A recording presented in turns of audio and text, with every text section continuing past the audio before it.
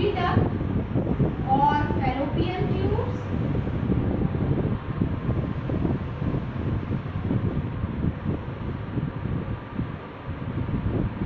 Then third is uterus. Fourth, cervix. Cervix is actually a part of uterus only. And fifth is vagina. So one by one we are going to discuss.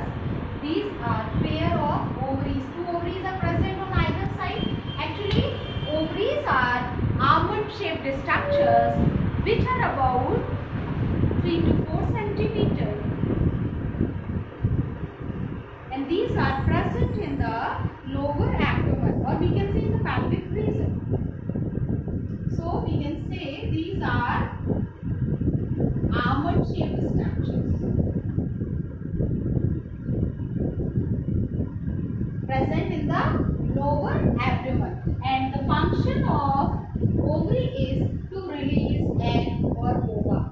Means within 1 month or 28 days, out of these two ovaries, one will release one egg.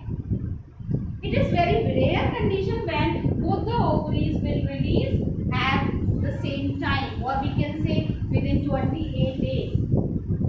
So, an ovary is also known as endocrine gland because it also releases two hormones, estrogen and progesterone hormone. Now, oviduct or fallopian tubes. These tube-like structure, which is about 10 to 12 centimeter in length, these tube-like structures are known as oviduct or fallopian tubes because they have to carry they have to conduct the ova, which is released from the ovary. If egg is released from this side of ovary, this fallopian tube will capture it. If it will release from this side of ovary, this side of fallopian tube will capture that. So ovaries are also 2 in number, tubes are also 2 in number. So what happens whenever egg is released from the ovary, it is captured by the fallopian tube. Actually, fallopian tube or oviduct, as I said, 10 to 12 centimeter in length, and it has 3 parts: infundibulum,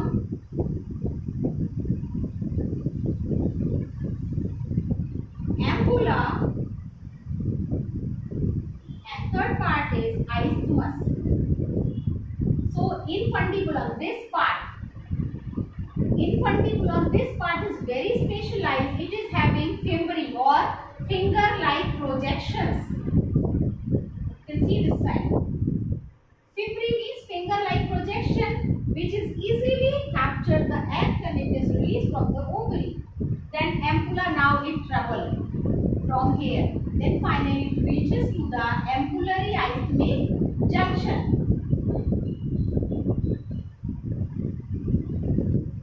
This ampullary isthmic junction, actually fertilization takes place.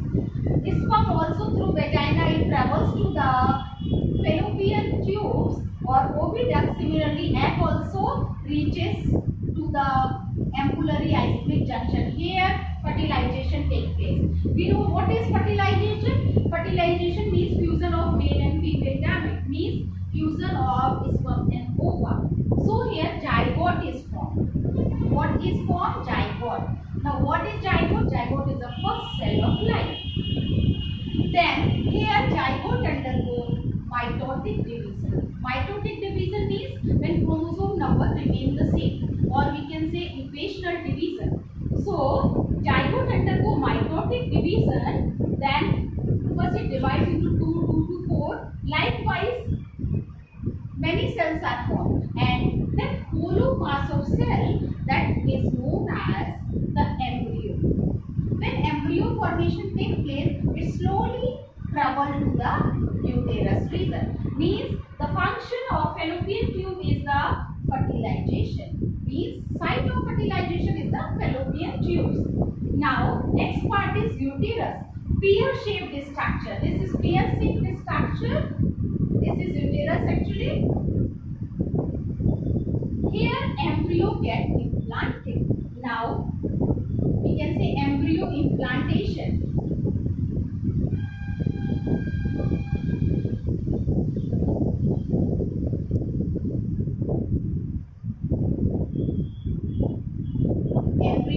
Implantation. Now, what is the meaning of implantation? Implantation means attachment of embryo in the uterine wall. Uterine wall, and actually uterus is made up of three layers, that is perimetrium, myometrium, and innermost is endometrium. So implantation means attachment of embryo with the uterine wall, that is endometrium, with the endometrium lining.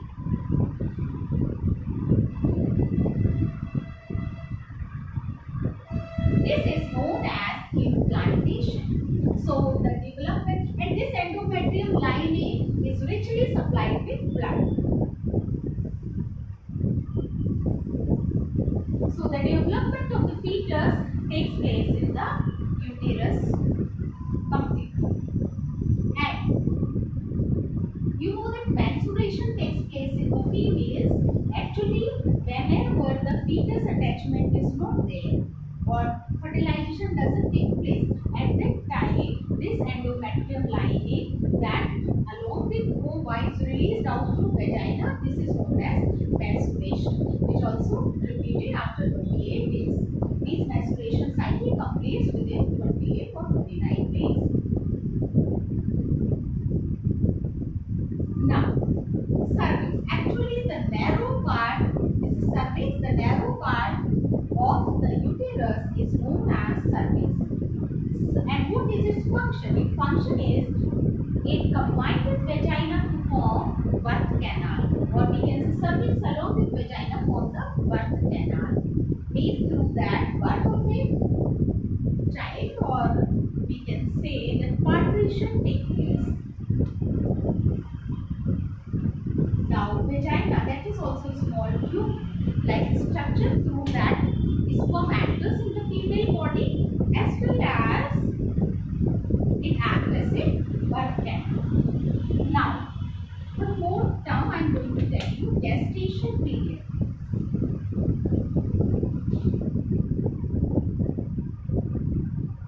Gestation period, the period between the zygote formation till the birth of the child, means the time period between the fertilization and the birth of child is known as gestation period. That is about 9 months, or we can say 280 days, and that is different for each organism, or we can say it is different for different animals. For human beings it is 9 months or 280 days. Now, one more term I want to tell you, that is puberty. Actually, puberty means, actually it is an age in male and female which mark the maturity or sexual maturity. Means at puberty only the male and female start their gamete formation.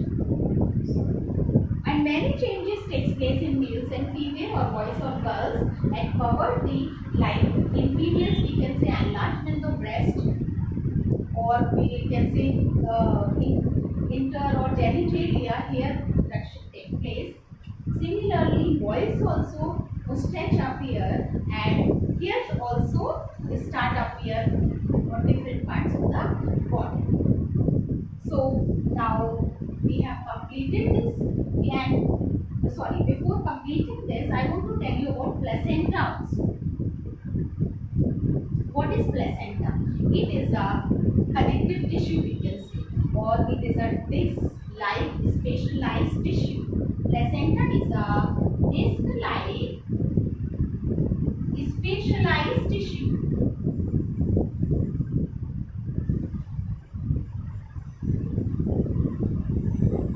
which connect fetus with the mother.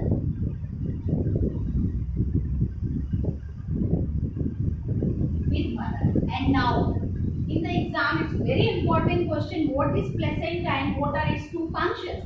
So, placenta is a disc-like specialized tissue which connects fetus with mother, and function is, in the fetus, the excretion as well as the nutrition, respiration all takes place through this placenta only. Now children, we have completed the female reproductive system, and now I will teach male reproductive system. So male reproductive system, children. So male reproductive system consists of testes, it is also found in pairs. Then after testes, different ducts are there. First is vasa effrontia, then epididymis, then vas deferens, urethra, and the penis that we will discuss. And different glands are also there. We called it as a accessory glands. We call as a accessory glands. So first of all, testes, if we talk about, testes are oval-shaped structure present in the scrotum. These are oval-shaped structure. You can say this is what? This is testis actually. And this pouch-like structure is a scrotum. So testes are located in the scrotum. And the function of testes is the production of the sperm. Inside testes, small compartments are there. About 250 compartments are there, and they are having seminiferous tubules. Seminiferous tubules also they are having the different types of cells. Sertolus cells and germ cells.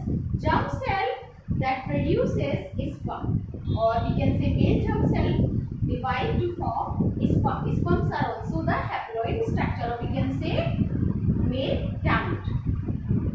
So the function of testes is to produce sperms.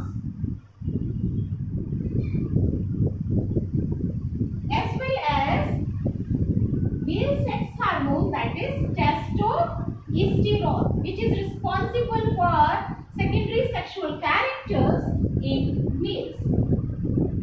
Now as testes releases sperm. Now one more part, that is scrotum. I am writing here scrotum. I did not write here scrotum. Why? Because testes are located inside the scrotum only. Scrotum is a sac-like structure in which testes are found. Its function is it maintains the lower temperature. It maintains lower temperature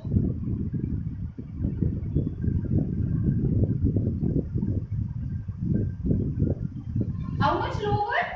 2 to 2.5 degrees Celsius lower than the human body temperature. Human body temperature is 37 degrees Celsius, and so here we can say it maintains a low 2 to 2.5 degrees Celsius lower temperature, that is about 35 degrees Celsius, or we can say 34.5, which is necessary for the sperm production. That is why these lies in the scrotum. Now, as the sperms are released, or we can say seminiferous tubules that open into vasa effrontia, it is a tube only, and vasa effrontia open into epididymis, it is also a long tube or long duct we can say, and their work is to carry the sperms. Now, vas deferens, epididymis open into vas deferens. Actually, vas deferens, here 3 different glands, as I have written accessory glands. So these glands are seminal vesicle, second is prostate gland, and third is cautrus or vulvourethral gland. Cautrus or vulvourethral gland. These 3 glands are there. These are known as accessory glands because these glands releases their secretion in vas deferens. Because from seminal vesicle also one duct arises, and that brings the secretions. And what they releases? These glands releases milky fluid to form semen. So here sperms were there. When these glands secrete their secretion in vas deferens, it forms a semen. So what is semen? Semen is a mixture of sperm and fluid. Actually, it is very important because it provides the nutrition to the sperm also, and it also increases the motility. Although sperms are having tail, they can move, but this fluid also helps them to move. And always remember, in one ejaculation, millions of sperms are released out because they have to travel to the female's body. And while traveling, many are dead or many will not really reaches to the female's body. Then, now ejaculatory duct. This vast difference along with the duct from seminal vesicle, it form a ejaculatory duct. Now urethra. And then ejaculatory duct that combines with urethra. And what is this urethra? Urethra is a common passage for urine or urination as well as the sperm ejaculation. Penis. Penis is a muscular organ which is richly supplied with blood, and it is also known as copulatory organ. Copulatory organ, that means it helps in copulation. And what is copulation? That is when it erect, it fills with the blood and it releases the sperms. So that's all, children, for today. If you are having any doubt, write the comments and I